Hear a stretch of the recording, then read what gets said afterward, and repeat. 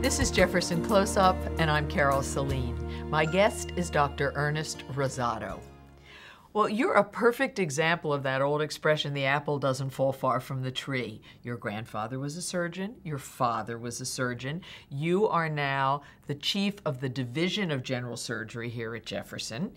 So at what age did you realize, I got to go into the family business? Well, I think I was about 3 years old when I was told that I was going to be a surgeon for sure. But it's something I actually enjoyed.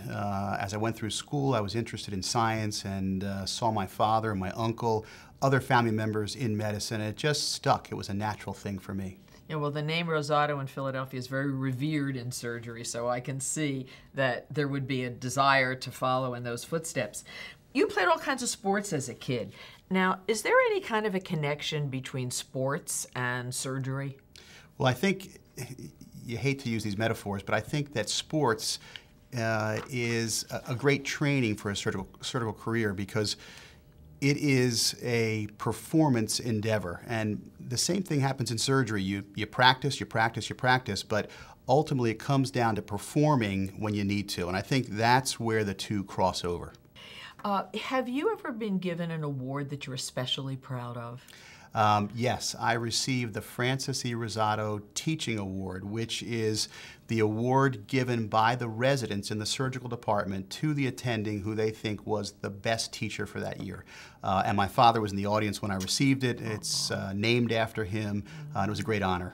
Oh, that must have been such a wonderful day for you. It really was. It really was. Now, tell us a little bit about the kinds of surgery that you do and how many operations you perform in a year.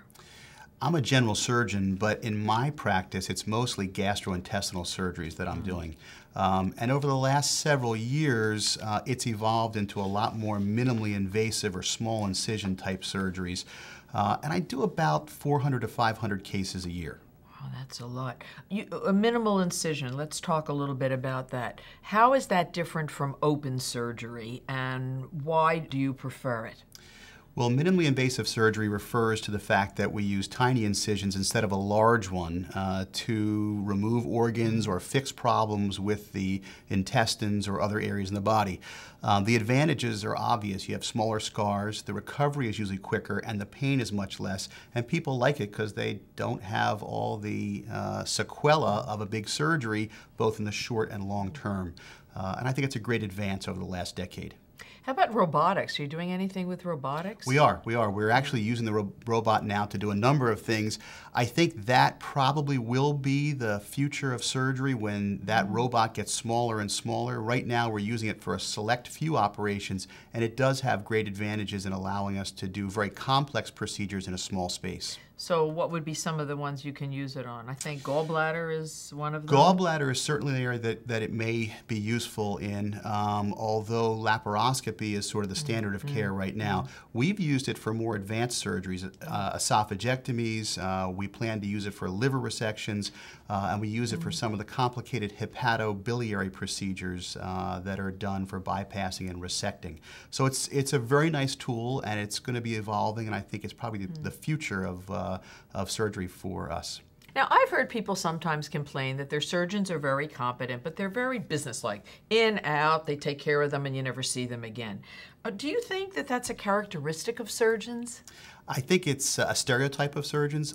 I would say that the best surgeons that I've been exposed to are people who have very good patient skills and bedside manner. And that's the way I was trained and brought up, and I think that's the key to a really successful surgeon. So I can count on, if I have to come to you, that you'll be there when I wake up. I will be there, no doubt about it. Well, thanks for being here. Nice to talk to you. Nice talking to you, thanks.